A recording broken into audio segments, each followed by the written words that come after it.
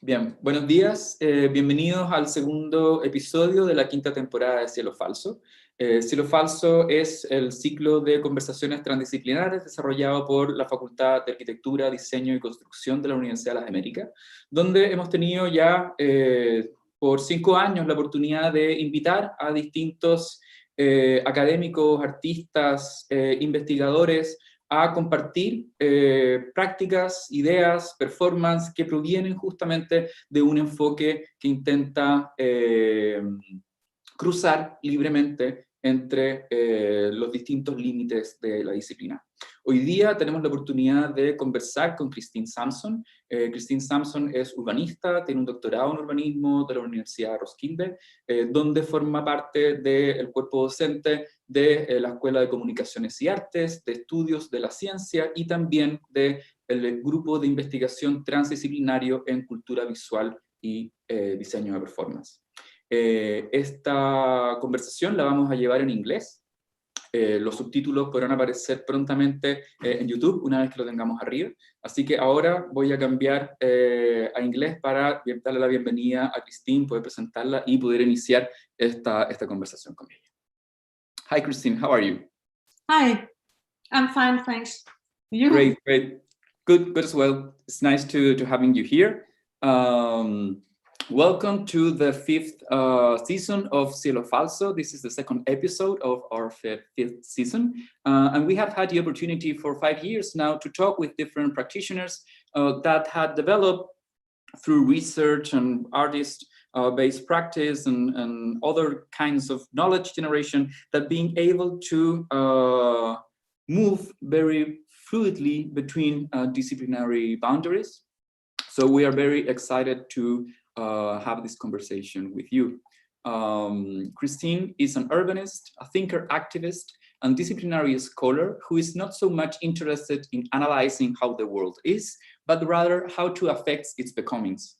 Kristine holds a PhD in urbanism at Roskilde University in Copenhagen, where she is part of the faculty of the Department of Communications Arts, Science Studies, and VISPER, a visual culture and performance design transdisciplinary research group.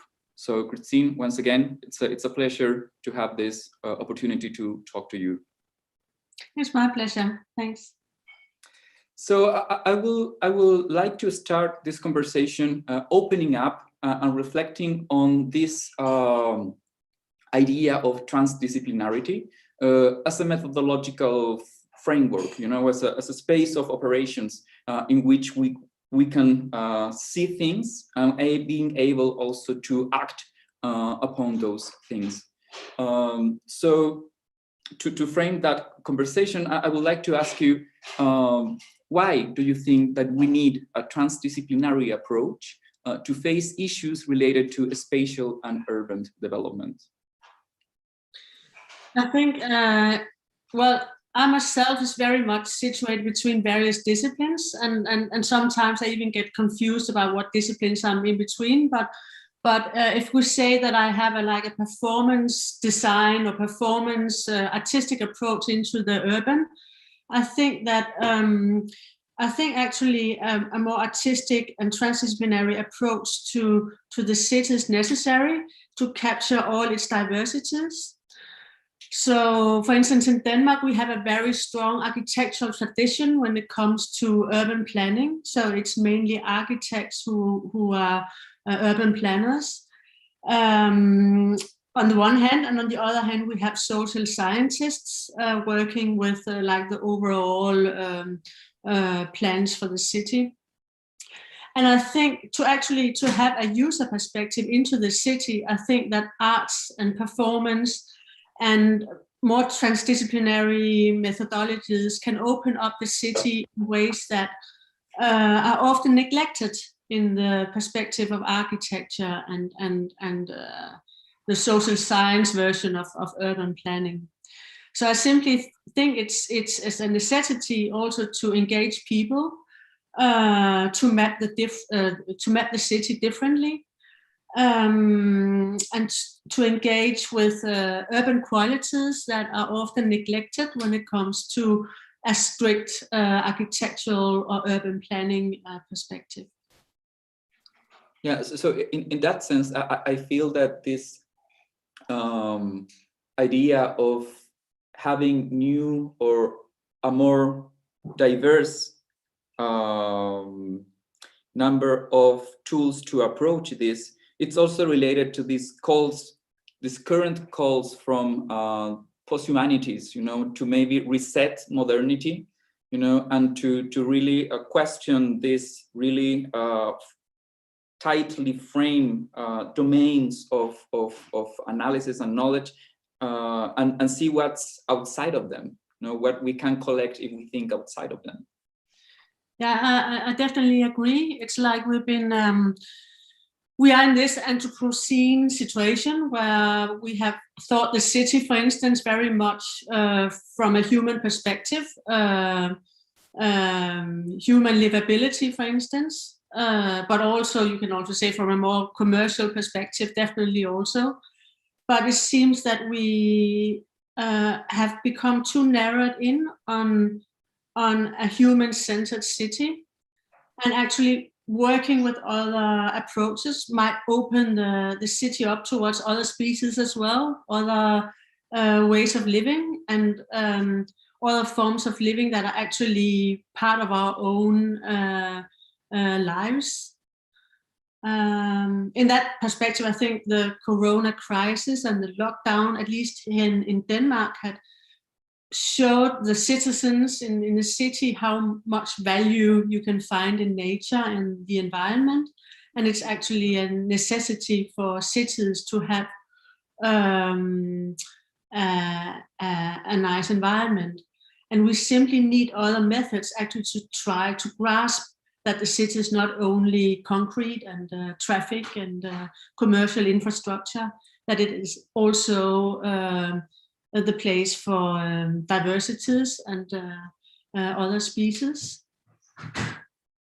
So definitely, I think that the arts and a more performative mappings can also open up in that direction, and actually pointing to the qualities for humans, but also for other species in having green environments in the city. Yes. So following that thought. All this idea to surpass the defined limits of disciplines are, of course, related to the multi-shaped crisis we face now. Mm-hmm. And that is a crisis that not only, that is not about us. I mean, it's mm-hmm. mostly because of us, maybe. It's mostly because of us, but it's not, of course, just about us. So to gain the ability to use a more wide spectrum of instruments, of tools, to see these things. It's a way in which we can also find some ways to repair, to address some reparation practices related to those interspecies relationships within the city. And that it implies a very specific set of instruments. And I would like if you can share with us some of the things that you have developed in this search for reparation practices in the urban context. Yeah, because I think, again, in the context of urban planning and architecture, it's a very rational process of mapping or designing with a rational approach. So it's brainy stuff. But we also have the tool of the body and our senses.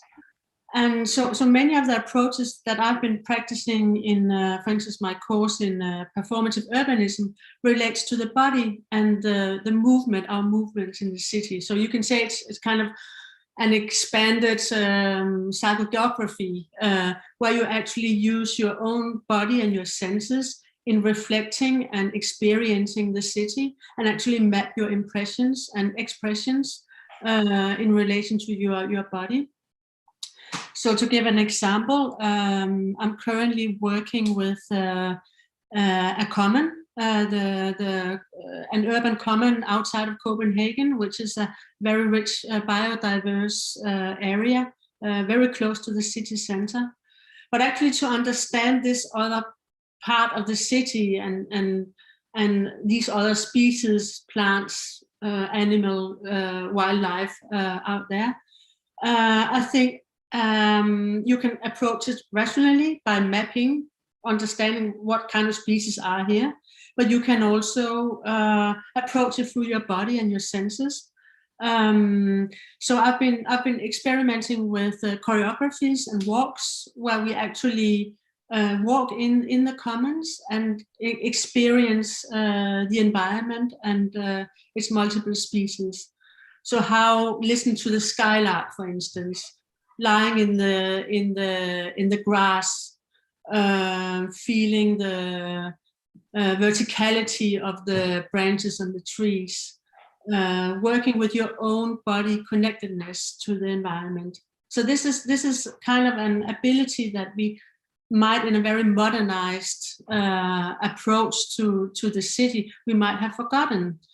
And it's very easy to see. It's very obvious when you work with nature, for instance. But I think it can also be applied to inner city environments. How do you actually sense the city?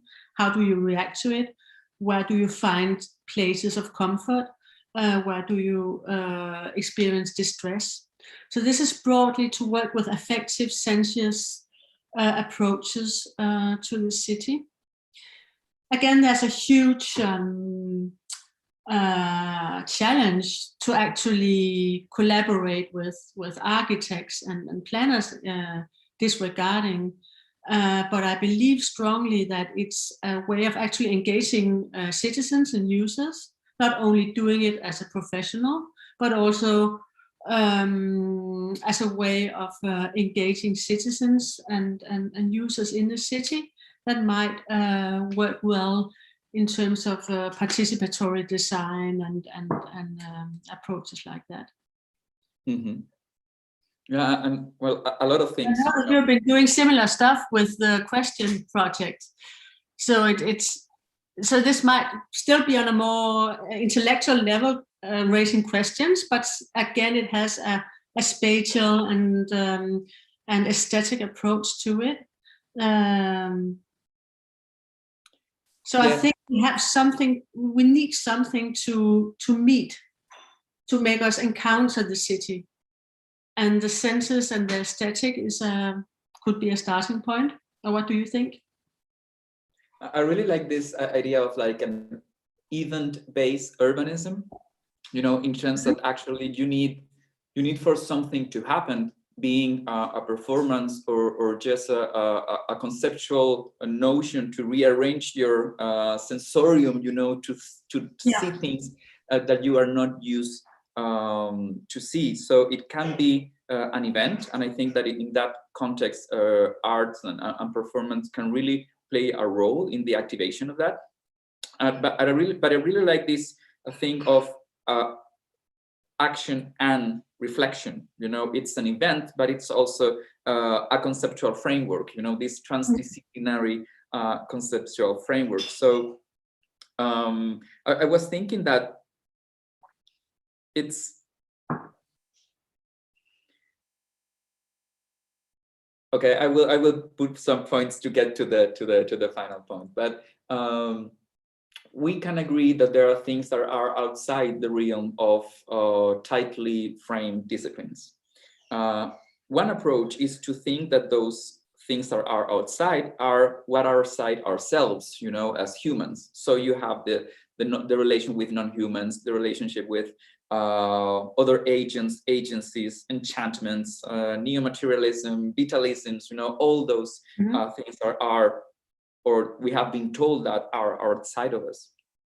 And of course, both an event, but also a theoretical framework can allow us to work with that, can allow us to create a space, intellectual space of reception, but also a concrete space of interaction in which those things can be seen and can be act upon that.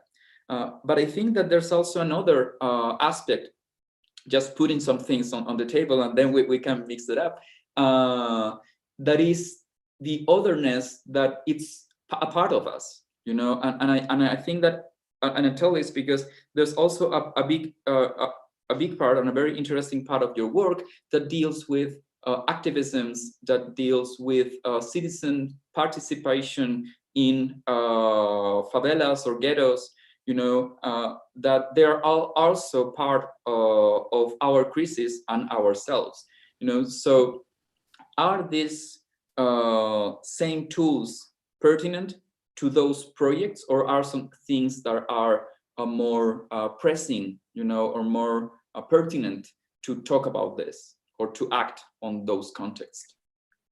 Yeah, so this is actually a difficult question, and I think that my practice has changed over time when it comes to can these, let's say, artistic approaches to the city, can they be generalized? Do they work everywhere? Are they coming from a privileged position? And they definitely are. I think they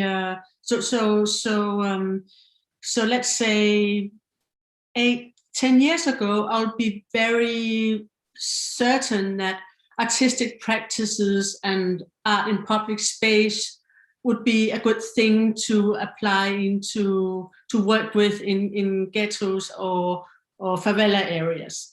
But I'm really turning against my own history in that regard. I think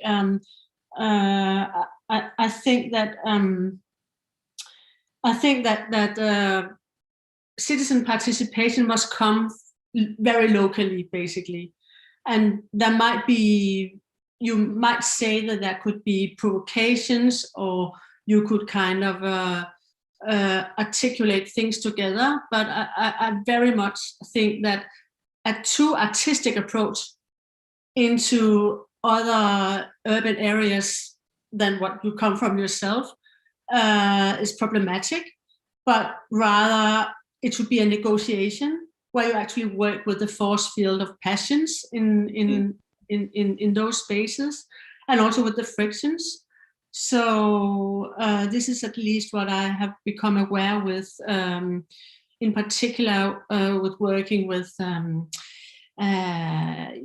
Brazilian colleague, architect and activist, Marcela Arruda, but also with in the so designated ghetto areas here in Denmark, that art, the more official or professional art, should actually be left out of it, and it's more interesting to work with local communities and what they do themselves. So I have a good friend and colleague, Aisha Amin, working with the Gellerup social housing area. She's not an artist, she's a resident, but she has made her own gallery and exhibition space where she actually invites citizens' own projects. So it's like a do-it-together project, but without any designers or architects or artists involved. And I really think this is the way to go, and such projects should be supported in the same ways as more official artistic approaches. So this is where I stand now, and I think there's a lot of issues to be discussed here. I think also, again, Corona has learned us a lot about inequalities in the city, that even though we are all in the pandemic together, we are definitely in the pandemic differently as well. So we all experience it, but we experience it quite differently. There's a huge difference between social classes, how different states, health organizations deal with the corona issues. So this also is about, we have experienced how India is doing now. It's pretty violent. I also know that Brazil it's not the same situation as we have here in Denmark, of course. So I think there's some urgent questions about inequalities that are maybe more pressing now than ever, and it would be it would be silly or stupid simply just to keep on going as we did before. We simply have to take other measures and rethink what our disciplines. So again, here a transdisciplinary approach might be appropriate as well. I don't know what your comments to that is. Yeah, I know. I think that there are two different things. The first one is that I think it's really important in approaching this hot, still like hot out of the oven concepts that are super that appear super pertinent to address this multifaceted crisis. That we remain critical and strategical forward their implementation. And I think that it's also really interesting to have and to perform that ability to assess, to reassess our past experiences and hypotheses and continue to adjust them, as the context is always adjusting itself, and in a very violent way, in the last years. So yes, maybe past approaches toward the relationship between performance, arts, activism, political participation, and social work, at some point seemed pertinent, but with time have proven problematic, or have proven able to develop a proper policy change, action, political constituency, etc. So yeah, in my practice, I have also dealt with those contradictions, because community building, cannot depend on an event, and maybe we are just saying no to things that we said yes like 5 minutes ago, but I think that an only event-based civic participation, that it's, for example, the problem with the framework of tactical urbanism, in my opinion, makes something, but it fails to develop the proper political activations and relations, that are the ones that actually can drive or can lead you to some political change. So I think that sometimes, yes, art, it's used, in this concept that Benjamin referred to, the aestheticization of politics, to represent social change without changing the relations for that change to actually happen. Yeah, that's a good point. Yeah. So similar to that, I think the whole discourse around participation is similar to that aestheticization of the political. So participation, at least in our Scandinavian context, has become a word that we use, but in many senses it's more the representation of a participatory event that takes place, and rarely you would not have necessarily a real democratic participation from a public. So this I actually think is the case with many art projects in public space, as far as we see it. And then again, we could also discuss, you need to have something, some kind of provocation or some kind of action to make things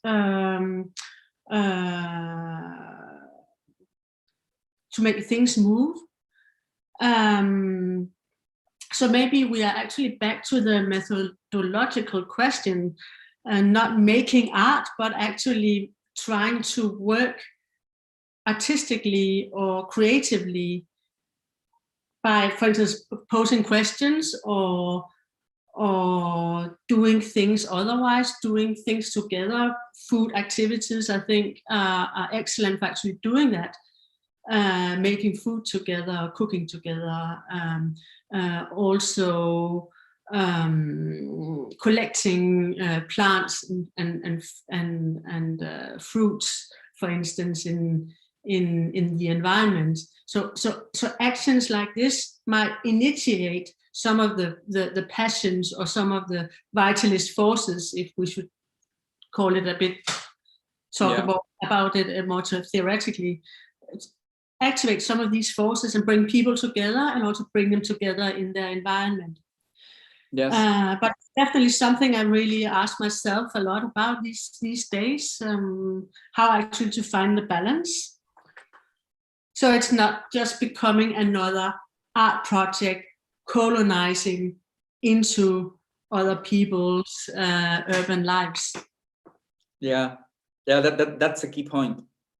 And I think that it also becomes an urgent point in terms that if we put ourselves in a shiny scenario, in a bright scenario, it's very pressing to conceptualize the return to the polis, the return to the public spaces of the city, the returning to being together, after this pandemic, because the not only the affections on regard to public spaces, and to imagine myself with a lot of friends again in some public space, not only my sense of that space and of that possibility has changed, but it has also changed the power the scope of the power to actually digitalize and mediatize and commodify some aspects of the same affective relationships that we just recently had only in a presential way, so it's not going to be the same, No. But I'm curious, how is it in Santiago now with are people out in public space? It's cold, I know it's getting colder, but are there activities happening? Can people kind of reconnect again? I think there are three processes at the same time. The first one, it's like the restrainment. We are in some places in quarantine still. So if you follow the procedure, you should not be able to go outside of your home in some communes of the city. The second process is that you go to the street, and it's like if it's not happening, because there's a lot of people, and that relates to the economical context in which this quarantine it's being sustained for more than 2 months in some areas. So it's not have been possible for everyone to take care of himself in the same way. And the third process that it's also an economical process, but it's like the opposite, is that there are a lot of things that are opening at the same time that we remain closed. So for example, this week some public museums reopened their doors. Some universities are starting to allow students again in their campuses, but we are still in quarantine so there's a lot of contradictions. Mm-hmm. But we have the winter ahead of us, so I think that that will froze things a little, not like in your context that you have summer ahead. So I think that also everyone is more willing to free themselves, Yeah. So I think so in the first lockdown, I thought, well, this might mean that the urban space will not be as commercial as before when it opens up again. And that was maybe also because of tourism. So Copenhagen is a tourist city. It is overflowing with tourists, and it's a great deal of the commercial success of Copenhagen. I think that there's an influx of tourists, but we have been almost without tourism for a year now. So my first thought was we'll have a less commercial city now with less consumption and influx of tourism, for instance. But what is striking is that commercialism and consumption was the first thing back in the city when it opened again. So even though everybody has been reflecting upon another more low not high speed life and making their own bread and walking in nature and stuff. The first thing that came back was actually commercial life. So I just think that there's definitely some challenges, and I think in that respect, what do we actually do now? So if we want to take some learnings from the COVID lockdowns, how do we actually make a better city that is less centered around consumption? I think that's an important question. But also, how do we actually reconnect again? Because I also think that many of the community projects, for instance, going on before the COVID, have been totally destroyed by this situation. So there's something about how do we actually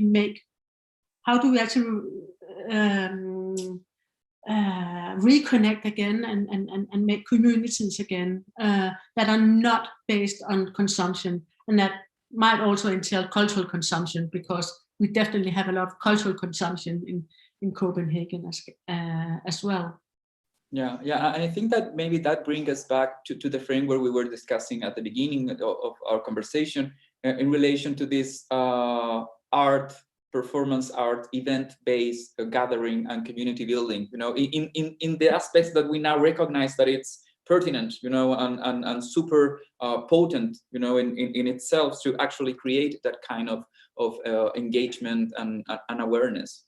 I think that will be also a nice takeout of this lockdown, to ask ourselves as practitioners in public space or in public art or in urbanism, how to rebuild that relationship with the participants, with the audience, how to make those calls, Yeah.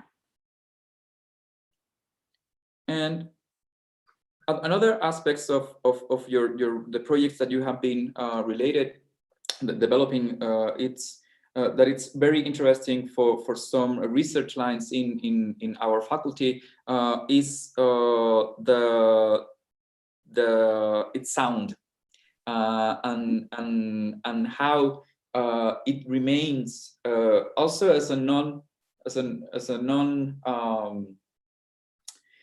something out of the field vision, of some disciplines, that has a lot of potential in not only in aesthetic terms, but also in sensual, in political, in analytical ways of yeah. So can you tell us more about those projects?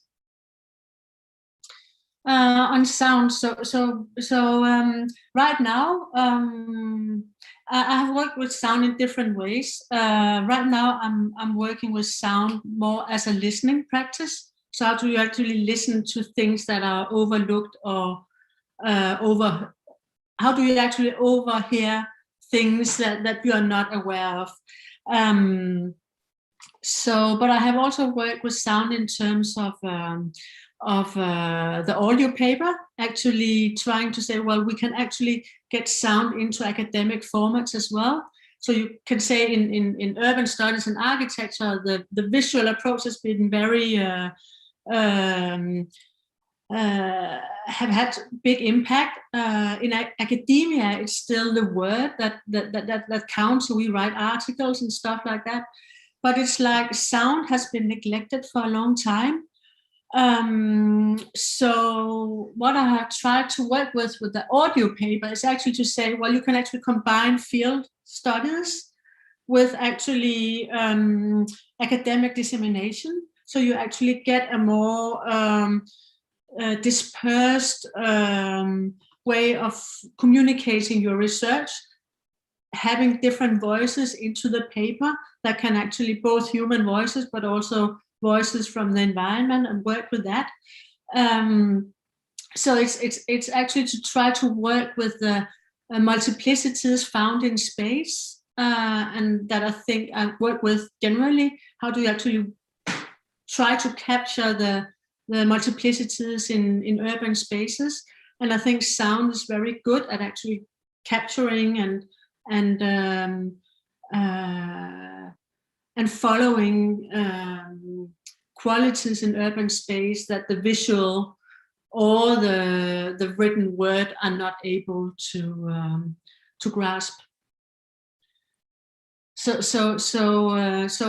it's I think it's mainly about listening actually, and less about sound, because you can also listen by activating your senses generally, or your bodily approach, listening with your body, for instance, but of course also with your ear.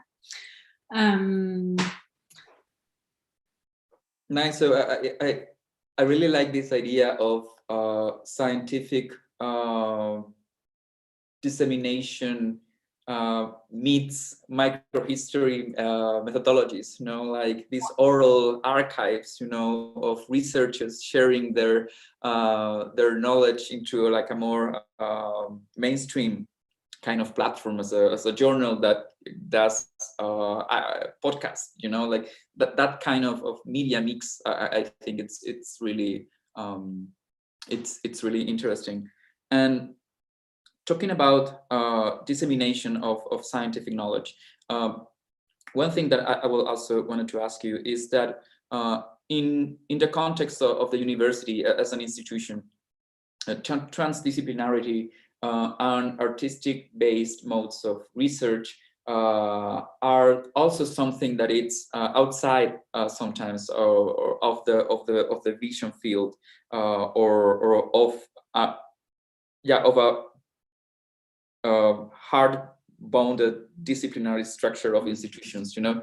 So how has that experience in putting artistic research and transdisciplinarity inside the academic institution, how that experience has been in Denmark or in Roskilde in a more specific way?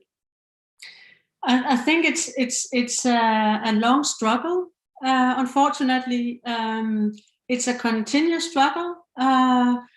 It's a struggle for artists and practitioners actually to allow their artistic practice into academia on the one hand, but it's also a struggle for academics and researchers actually to work with other formats, sound, film, filmmaking, etc., and actually get it published.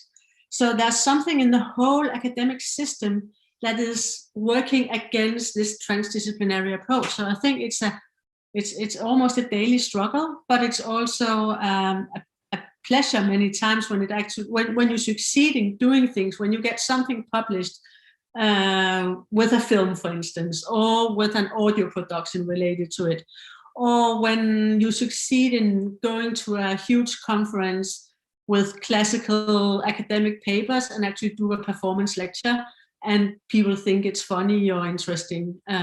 So there's definitely also highlights in it, but I don't think that universities are very, and Roskilde University as well, are very heavy institutions with, even though Roskilde University, like your university, is supposed to be like an alternative university with different traditions and approaches, I think there's still a lot of old habits and structures that we are fighting with in terms of making these more transdisciplinary and artistic approaches. And then again, there's also some legislative approaches to it. So actually, I'm with at Roskilde University, we're within the university regulations, whereas the art academies and the architecture academy, for instance, are within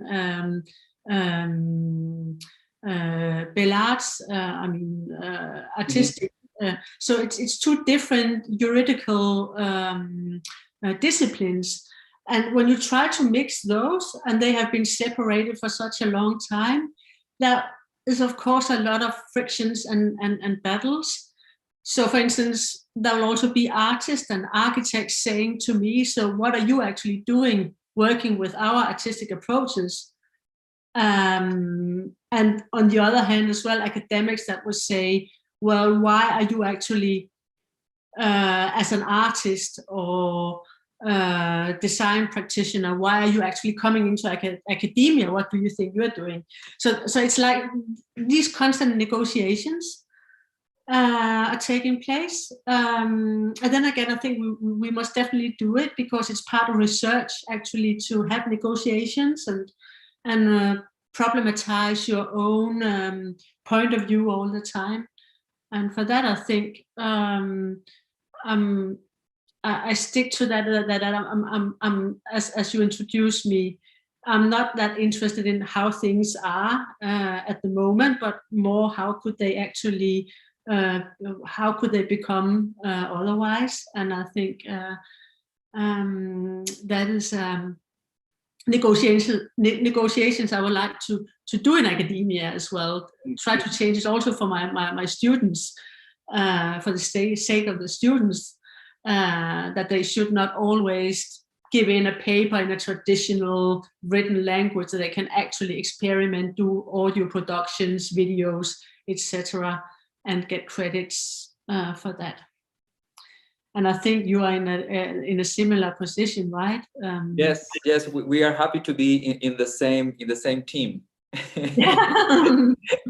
yeah, because it's, I mean, there's a lot of things that need that entanglement between practice and research, and different types of practices and different methodological methods of research, you know, to be together, and to not to lose the ability to connect, you know, to make connections, you know, like a textile between them, you know. And it's quite frustrating when the demand for that supply doesn't exist or doesn't have the same categories, you know. So you have this product, this research output, but there's nowhere for this thing to be included, no? So I think it's a multifaceted problem, but and one thing is to address it as from this field, you know, as researchers, as practitioners. But I think that it's also and there's also another plane, that it's the institutions, you know, how do the university change? But I think that there's also, and in the Chilean context, it's not that developed, that it's like maybe like the middleman, you know, like the medium in which these things can be disseminated, you know. So journals that accept other kinds of contributions, events that are open to other kinds of manifestations. I think that's something that it's lacking, and that I think it's also another battle. You know, there's another struggle there, and it's also a very interesting one.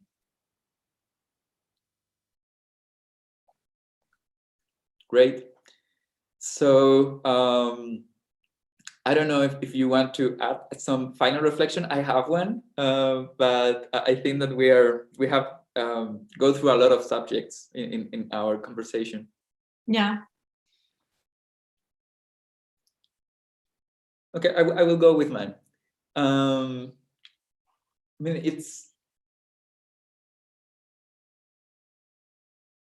returning to this idea of the limits of the relation between arts and politics. You know,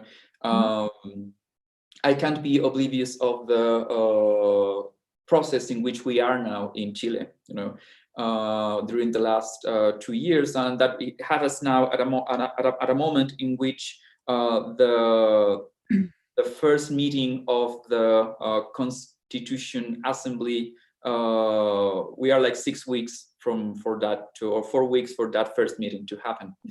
And of course, it's a process that has changed a lot of things, but also in terms of artistic practice, especially public space artistic practice, has rendered a lot of hypotheses totally obsolete.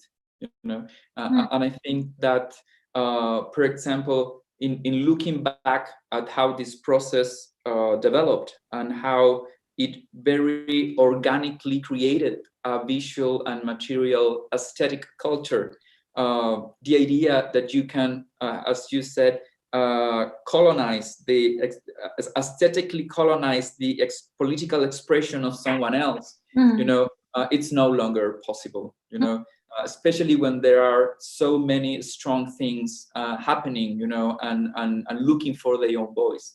So I think that we can take a lot of things from this experience, but one is that a legitimate, spontaneous, organic, and necessary outburst had the possibility to self-organize aesthetical, visual, and material culture.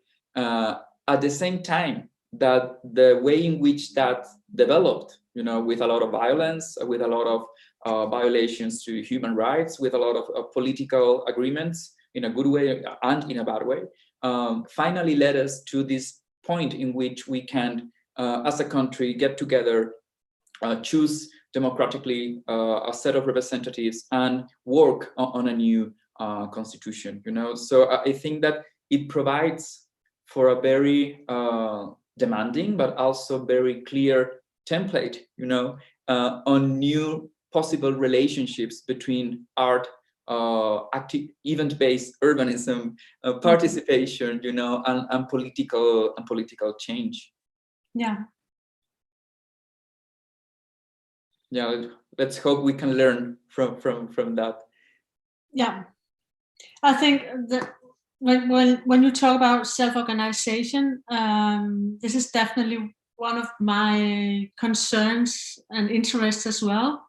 In many ways, I think what I know from Chile, there's a lot more strong forces when it comes to the political and self-organization than in Denmark, because we are in a welfare society here with so everything is so governed by the state, and we have such a huge trust in the state. This might be good in many ways, but it also gives very little space for self-organization and for activist approaches. So this is just to say that even though I know you definitely have your social problems, I sometimes sometimes also envy your political engagement, because there's definitely something to work with.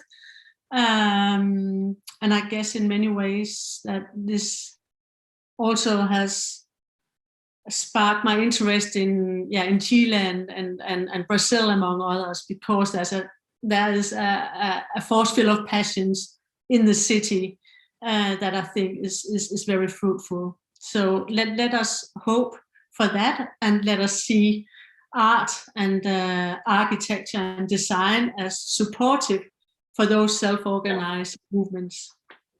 Great, and in that spirit, we look forward to seeing you here sometime soon, you know, when all this happens, and where we can get back, you know, to get together with our others, you know, in the city and in its public spaces and in nature. Yeah. So Kristine, it's been great to have this conversation with you. It has been a great conversation. Thanks for the invitation. Thank you. And I hope you are okay.